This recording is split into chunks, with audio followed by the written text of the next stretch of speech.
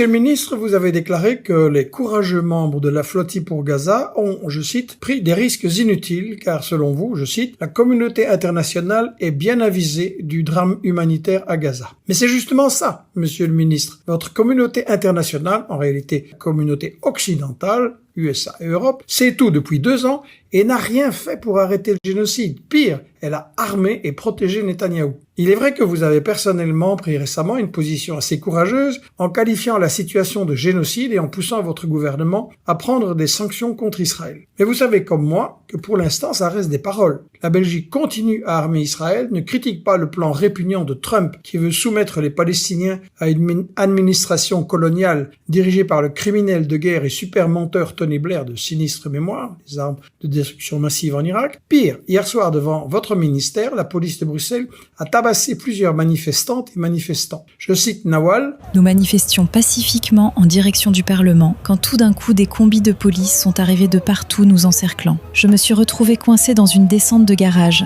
Je n'ai pas cherché la confrontation. J'ai juste levé les mains en disant « je n'ai rien fait ».